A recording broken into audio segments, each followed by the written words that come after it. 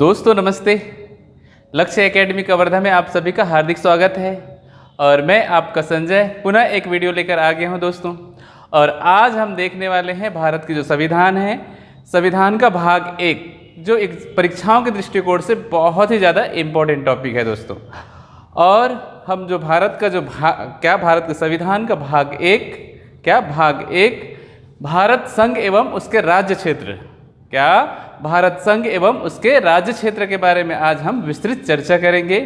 तो आइए देखते हैं भाग 1 दोस्तों। कौन सा भाग 1? इनके जो संवैधानिक प्रावधान हैं, संवैधानिक प्रावधान है वो अनुच्छेद 1 से अनुच्छेद 4 तक का उल्लेख मिलता है संविधान में। और आप देखेंगे कि जो भारत है उसको जो है यूनियन ऑफ टेरिटरीज कहा गया है। क्या कहा गया है? यूनियन ऑफ स्टेट्स के नाम से जाना जाता है दोस्तों। तो आइए देखते हैं भाग 1, भारत संघ एवं उसका राज्य क्षेत्र। भारत संघ एवं उसका राज्य क्षेत्र, union of India and it's territory. Union of India and it's territory. Bharat को जो है राज्यों का संघ कहा गया है।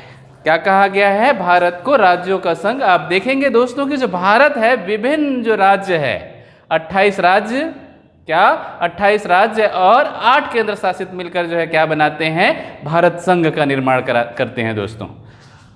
तो देखते हैं कि जो भाग 1 का जो संवैधानिक प्रावधान है, अनुच्छेद संवैधानिक प्रावधान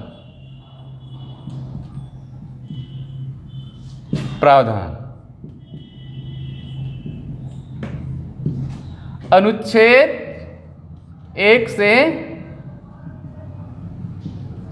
अनुच्छेद 4 तक प्रावधान है या उल्लेख मिलता है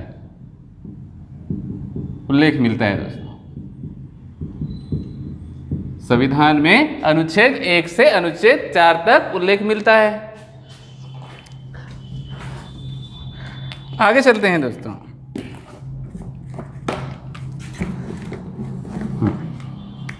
अनुच्छेद 1, पहला टॉपिक क्या देखते हैं? अनुच्छेद 1।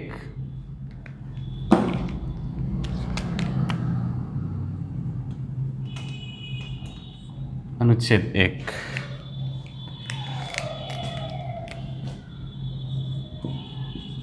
संघ का नाम एवं उसके राज्य क्षेत्र।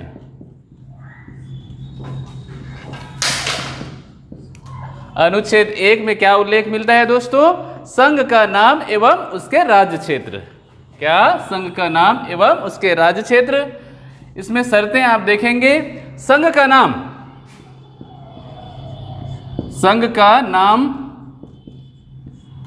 भारत व इंडिया नाम से जाना जाएगा दोस्तों। संघ का नाम किस नाम से? भारत व इंडिया नाम से जाना जाएगा। और जिसमें शासन व्यवस्था, जो संघ है वो जो शासन व्यवस्था है, शासन व्यवस्था का क्या करता है? बोध कराता है, उल्लेख करता है। संघीय शासन व्यवस्था। संघ का नाम भारत व इंडिया नाम से जाना जाएगा, जिसमें जो शासन व्यवस्था होगी वो कैसे होगी? संघीय ढांचा होगा। कैसा होगा? संघीय ढांचा। आप देखेंगे राज्यों का शासन अलग होता है और केंद्र की शासन अलग होता है दोस्तों। क्या होता है? केंद्र का शासन अलग होता है। लेकिन यहाँ पे राज्य जो है पृथक नहीं हो सकता, किससे? देश से अलग नहीं हो सकता, फ्री नहीं है वो। यह एक प्रकार के समझौता भी नहीं है। समझौता भी नहीं है। ना ही कोई भी राज्य जो है स्वेच्छा से पृथक नहीं हो सकता, स्वतंत्र देश के रूप में अलग नहीं हो सकता दोस्तों, किसी भी शर्त में। कहने का मतलब जो भारत है वो क्या है? राज्यों का संघ है, कि बहुत सारे जो राज्य हैं वो मिलकर क्या बनाए हैं? भारत संघ का निर्माण करते हैं। कहने का मतलब यहाँ पे है दोस्तों, विनाशी भारत जो है क्या है? भारत संघ विनाशी राज्यों, विनाशी राज्यों का अविनाशी संघ। अविनाशी संघ है दोस्तों। यहां पे जो है भारत के जो संघ है या राज्य है वो कैसे दिखाई देते हैं? अलग अलग दिखाई देते हैं, लेकिन अलग अलग राज्य मिलकर क्या बनाते हैं? एक संघ का निर्माण करते हैं जो किसी भी तरीके से अलग नहीं है, या क्या है? संघीय ढांचा का निर्माण करते हैं। विभिन्न राज्य मिलकर एक देश बनाते हैं। क्या बनाते हैं? देश बनाते हैं। ये जो है क्या है? विनाशी राज्यों का अविनाशी संघ ही भारत कहलाता है। क्या कहलाता है? भारत कहलाता है दोस्तों। और संविधान में भारत का क्या? संघ का नाम भारत व इंडिया नाम से जाना जाता है। और इसकी जो शासन व्यवस्था होगी वो कैसे होगी? संघीय ढांचा के रूप में कार्य करेगी, संघीय प्रशासन होगा, और राज्य जो है स्वतंत्र नहीं है। नेक्स्ट देखते हैं दोस्तों अनुच्छेद 2। क्या? अनुच्छेद 2। संघ में, भारत जो संघ है, संघ में नए राज्यों का प्रवेश, नए राज्यों का प्रवेश। भारत संघ में नए राज्यों का प्रवेश अनुच्छेद 2 के प्रावधान के तहत। क्या है? संघ में नए राज्यों का प्रवेश का प्रावधान है। किसमें? अनुच्छेद 2 के तहत। जैसे आप देखेंगे दोस्तों कि कोई भी स्वतंत्र देश, क्या? कोई भी स्वतंत्र देश भारत राज्य में विलय होना चाहता है। किस में विलय होना चाहता है? भारत संघ में विलय होना चाहता है, तो क्या हो सकता है? अनुच्छेद 2 के प्रावधानों के तहत क्या कर सकते हैं? वो भारत संघ में विलय हो सकता है, भारत का हिस्सा बन सकता है दोस्तों। जैसे आप देखेंगे 36वां संविधान संशोधन, 36वां संविधान संशोधन, संविधान संशोधन 1975 किसके द्वारा? 1975 के द्वारा सिक्किम राज्य, सिक्किम राज्य भारत संघ में क्या होता है? भारत संघ में विलय होता है दोस्तों। क्या होता है? भारत संघ में विलय होता है। किसके तहत? 36वां संविधान संशोधन 1975 के द्वारा भारत संघ में क्या होगा? सिक्किम विलय होता है। इससे पहले जो है सिक्किम क्या था? एक स्वतंत्र देश के रूप में था। कैसा था? स्वतंत्र देश के रूप में था। और आप देखेंगे क्या? और आप देखेंगे कि बाद में जो है अंडमान निकोबार द्वीप समूह, कौन सा? अंडमान निकोबार द्वीप समूह और पांडिचेरी, क्या? पांडिचेरी राज्य भी किसमें? भारत संघ में विलय कर लिए जाते हैं दोस्तों। किसके तहत? अनुच्छेद 2 के तहत। किसके तहत? अनुच्छेद 2 के तहत। भाई आगे चलते हैं। अनुच्छेद 3। क्या? अनुच्छेद 3 राज्यों का निर्माण।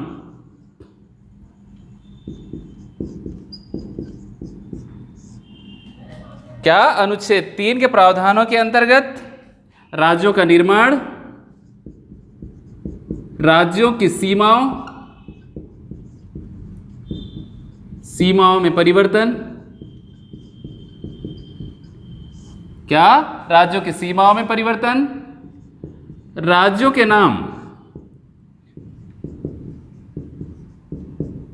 नामों में परिवर्तन। क्या? नए राज्यों का निर्माण। क्या? राज्यों का निर्माण, राज्यों की सीमाओं में परिवर्तन एवं राज्यों के नामों में परिवर्तन करने का शक्ति किसको पास है? संसद के पास है दोस्तों। किस? अनुच्छेद 3 के तहत। क्या?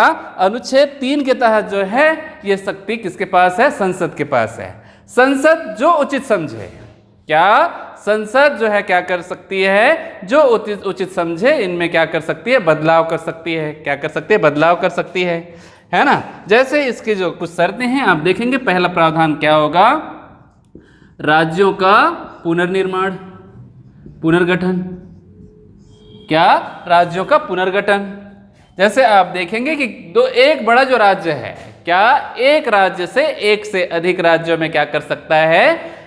अलग अलग विभाजन कर सकता है, राज्यों का गठन कर सकता है। जैसे आप देखेंगे मध्य प्रदेश से पृथक होकर छत्तीसगढ़ राज्य का क्या होता है? छत्तीसगढ़ राज्य अस्तित्व में आता है। कौन सा राज्य? छत्तीसगढ़ राज्य अस्तित्व में आता है दोस्तों। ऐसे ही आप देखेंगे आंध्र प्रदेश से तेलंगाना राज्य जो है क्या होता है, अस्तित्व में आता है, पृथक होता है। इस तरीके से जो है अनुच्छेद 3 के तहत क्या, राज्यों का पुनर्गठन एवं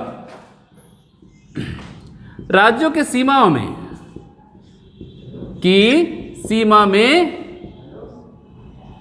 सीमा में परिवर्तन। सीमा को क्या किया जा सकता है, घटा सकते हैं या बढ़ा सकता है दोस्तों। सीमा को जो है केंद्र सरकार क्या कर सकती है, केंद्र सरकार कह रहा हूं, संसद कम या ज्यादा कर सकती है, घटा या बढ़ा सकती है। क्या कर सकती है, घटा या बढ़ा सकती है दोस्तों। तीसरा प्रावधान, राज्यों के नामों में परिवर्तन।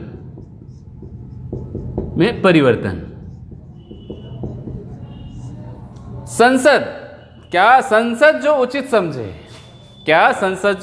समझे और संसदीय प्रक्रिया के तहत क्या कर सकता है, वो राज्यों के नामों में परिवर्तन कर सकता है। जैसे आप देखेंगे जो चेन्नई राज्य है, पूर्व मद्रास के नाम से जाना जाता था, वर्तमान में वो क्या, चेन्नई राज्य के नाम से जाना जाता है। और आप देखेंगे तिरुवनंतपुरम जो है, पहले तिरुवनंतपुरम नाम से जाना जाता था, अब जो है तिरुअनंतपुरम के नाम से जाना जाता है। पहले आप देखेंगे महाराष्ट्र जो राज्य है वो मुंबई राज्य के नाम से जाना जाता था, लेकिन वर्तमान में किस नाम से जाना जाता है, मुंबई राज्य के नाम से जाना जाता है दोस्तों। ऐसे ही जो है कलिकता क्या, कोलकाता है ना, क्या, कोलकाता। और आप देखेंगे कर्नाटक की राजधानी जो बेंगलुरु है, क्या पहले बेंगलोर कहलाता था, वर्तमान में क्या कहलाता है, बेंगलुरु। तो आर्टिकल 3 के तहत क्या किया जाता है, राज्यों का पुनर्गठन, राज्यों की सीमाओं में परिवर्तन और राज्यों के नामों में परिवर्तन। यहां पे मैं लिख देता हूं नए राज्यों का निर्माण।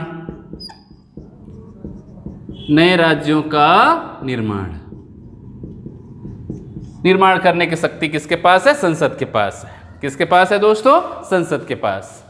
लेकिन जो भी राज्य की क्या होना है, विभाजन होना है, बंटवारा होना है, या क्या उनकी सीमाओं को कम किया जाना है, जो भी राज्य प्रभावित होते हैं वहां की विधानसभा से परामर्श ली जाती है, राय मांगा जाता है। क्या किया जाता है, राय लिया जाता है, किसके द्वारा, राष्ट्रपति के द्वारा।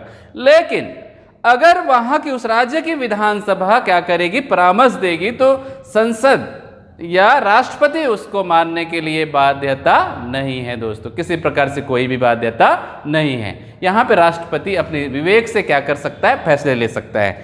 ठीक है। तो इस तरीके से क्या अनुच्छेद 3 देखे हमने।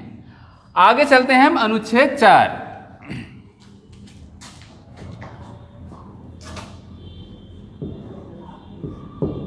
संवैधानिक प्रावधान अनुच्छेद 4। अनुच्छेद 4 के अंतर्गत क्या होता है दोस्तों, आप देखेंगे अनुच्छेद 2 और अनुच्छेद 3। क्या, अनुच्छेद 2 और अनुच्छेद 3। ठीक है। संसद अनुच्छेद 2 और अनुच्छेद 3 में अगर किसी प्रकार से संशोधन करती है तो वो अनुच्छेद क्या, संविधान संशोधन की नियम अनुच्छेद 368 के तहत संशोधन नहीं माना जाएगा दोस्तों। क्या, संविधान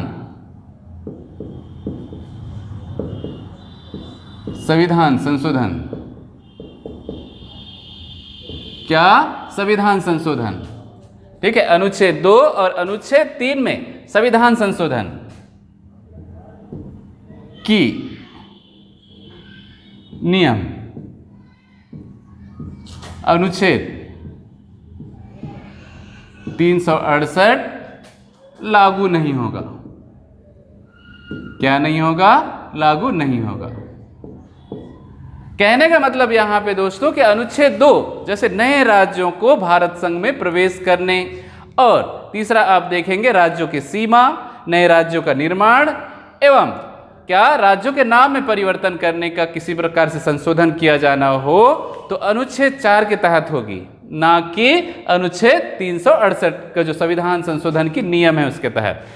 ठीक है, क्या अनुच्छेद 368 लागू नहीं होगा? क्या नहीं होगा? लागू नहीं होगा दोस्तों। ठीक है, तो इस तरीके से हमने क्या देखा? अनुच्छेद 1, अनुच्छेद 2, अनुच्छेद 3 और अनुच्छेद 4। अनुच्छेद 1 में क्या है? संघ का नाम एवं उनके राज्य क्षेत्र। यहां पे लिखेंगे उनके उसके राज्य क्षेत्र।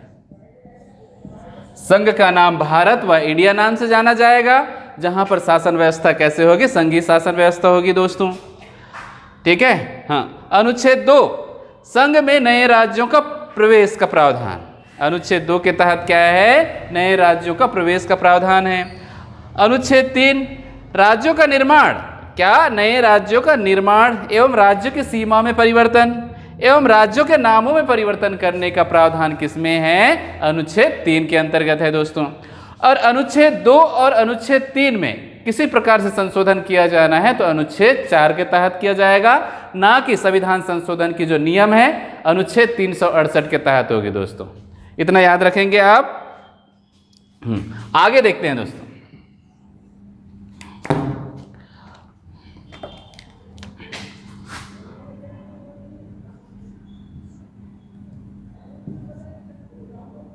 उन्नीस सौ 49 में जब राज्य एकीकरण,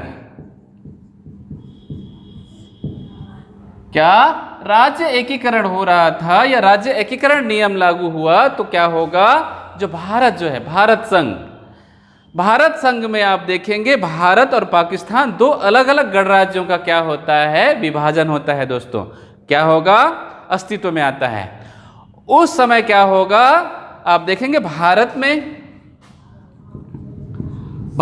9 ब्रिटिश प्रांत, क्या 9 ब्रिटिश प्रांत और 552 देसी रियासत। कितने रियासत? 552 देसी रियासत जो है भारत संघ के हिस्से में आते हैं। कितने? 9 ब्रिटिश रियासत या ब्रिटिश प्रांत, क्या ब्रिटिश प्रांत, यहां प्रांत लिखेंगे दोस्तों, ब्रिटिश प्रांत और 552 जो है देसी रियासत।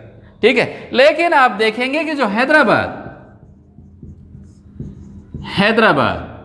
सौराष्ट्र, क्या सौराष्ट्र और जम्मू कश्मीर,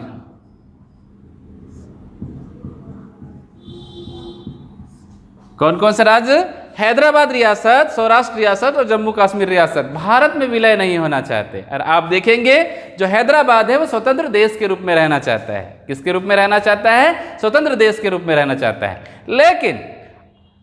लेकिन उस समय का जो गृह मंत्री है सरदार वल्लभ भाई पटेल के जो प्रयासों से हैदराबाद में जो है छोटी सी सैन्य कार्यवाही होती है और इस कार्यवाही का नाम क्या है? Operation Apollo.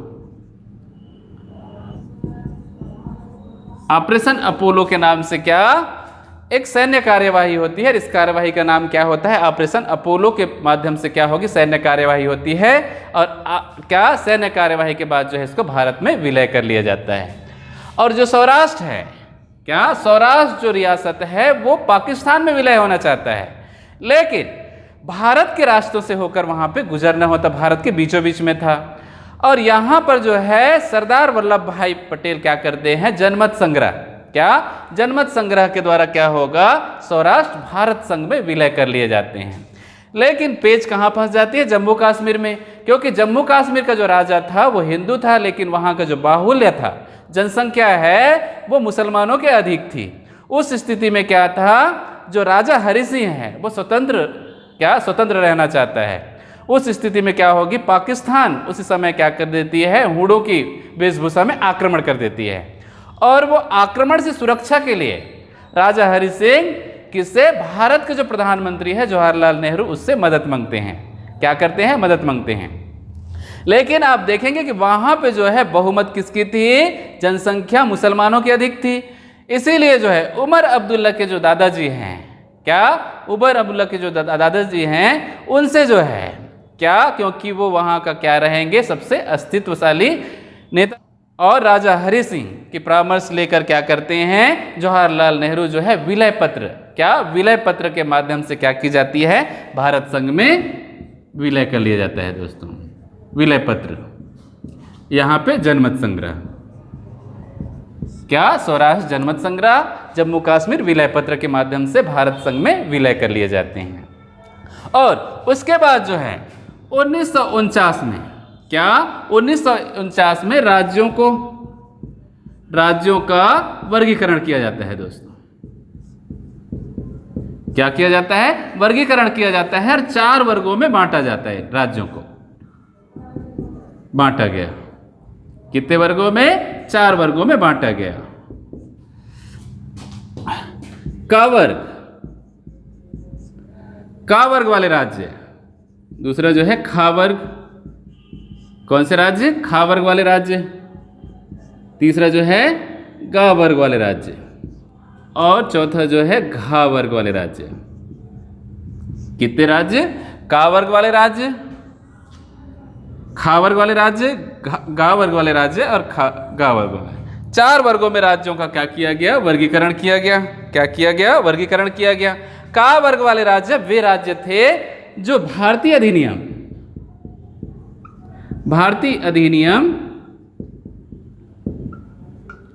या ब्रिटिश अधिनियम 1935, क्या 1935 में जो है 9 ब्रिटिश प्रांत,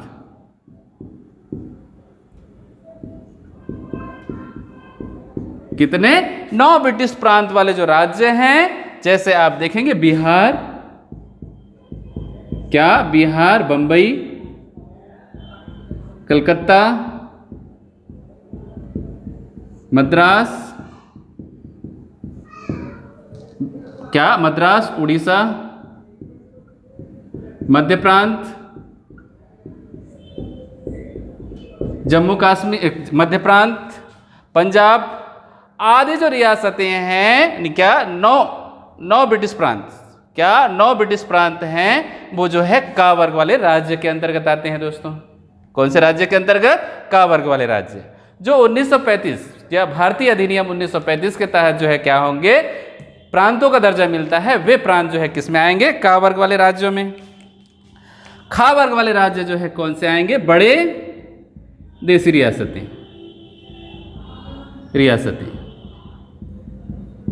जो बड़े देशी रियासत थे, क्या थे, बड़े देशी रियासत जो है वो किस में आएंगे, खा वर्ग वाले राज्य। जैसे आप देखेंगे हैदराबाद, कौन सा, हैदराबाद, मैसूर, सौराष्ट्र आदि जो रियासतें हैं वो किस में आएंगे, खा वर्ग वाले राज्य में। नेक्स्ट है दोस्तों गा वर्ग वाले राज्य, केंद्र शासित प्रदेश,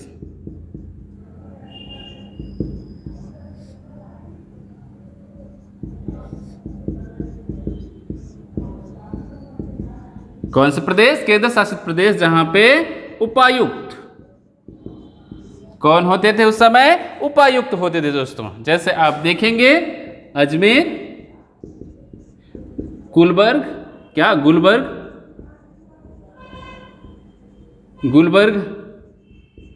हिमाचल प्रदेश, क्या हिमाचल में आप देखेंगे देहरादून वाला क्षेत्र है। ये सारे जो राज्य हैं वो क्या कहलाएंगे, गा वर्ग वाले राज्य की श्रेणी में आते हैं। और घा वर्ग वाले राज्य जो है क्या,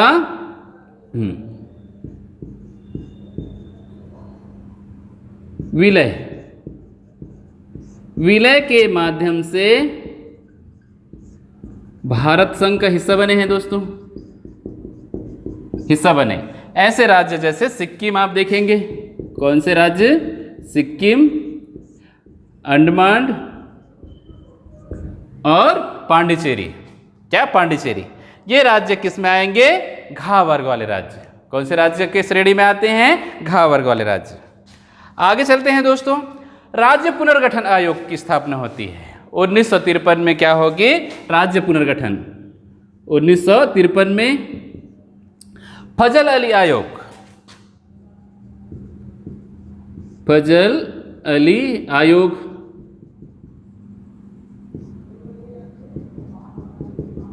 आयोग का गठन होता है कब? राज्य पुनर्गठन के लिए।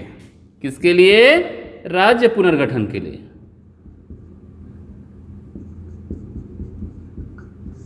राज्य पुनर्गठन के लिए जो है कौन से आयोग का गठन होता है? फजल अली आयोग की गठन होता है। और ये आयोग जो है 1955 में क्या करती है? अपने रिपोर्ट सौंपती है संसद को। और इसकी सिफारिश पर क्या? फजल अली आयोग की सिफारिश पर 1956 को राज्य पुनर्गठन सिफारिश पर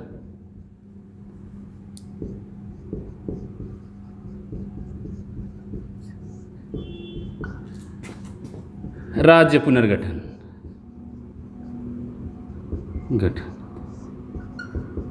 क्या होता है? राज्य पुनर्गठन होता है। 1956 में फजल अली आयोग की सिफारिश पर क्या होता है? राज्यों का पुनर्गठन होता है।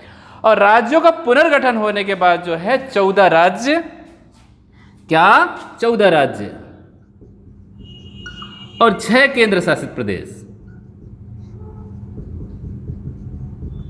कितने? 6 केंद्र शासित प्रदेश जो है अस्तित्व में आते हैं, जिसमें से पहला राज्य क्या? पहला जो भाषाई आधार पर जो गठित राज्य कौन सा है? आंध्र प्रदेश है दोस्तों। 1 नवंबर 1956 को जो है पहला भाषाओं के आधार पर क्या? भाषाई आधार पर जो है पहला राज्य कौन सा है? आंध्र प्रदेश है। यहां पे मैं लिख देता हूं भाषाई आधार पर।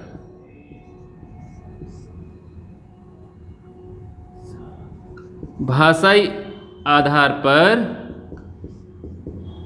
गठित देश का प्रथम राज्य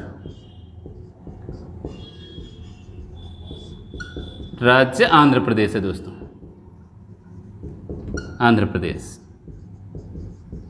कौन सा है? देश का प्रथम राज्य कौन सा है? आंध्र प्रदेश। निश्चित तौर से जो हमारी वीडियो है उसको देखने के बाद प्रतियोगिता परीक्षाओं में जो पूछे जाने वाले क्वेश्चंस है निश्चित तौर से आपसे बन जाएंगे। और निश्चित तौर से आप ये पूरे देखने के बाद जो है निश्चित तौर से समझ में आ गया होगा और निश्चित समझ जाएंगे आप। तो मेरी जो वीडियो है उसको देखने के लिए थैंक यू सो मच। और वीडियो को लाइक, शेयर और सब्सक्राइब जरूर कर दें, ताकि जो ज़रूरतमंद लोग हैं या प्रतियोगी परीक्षाओं में भाग लेने वाले जो स्टूडेंट हैं उन तक हमारी वीडियो पहुंचे और आसान सी भाषाओं में क्या कर सके? इनको समझ सके दोस्तों। तो thank you so much. Thank you.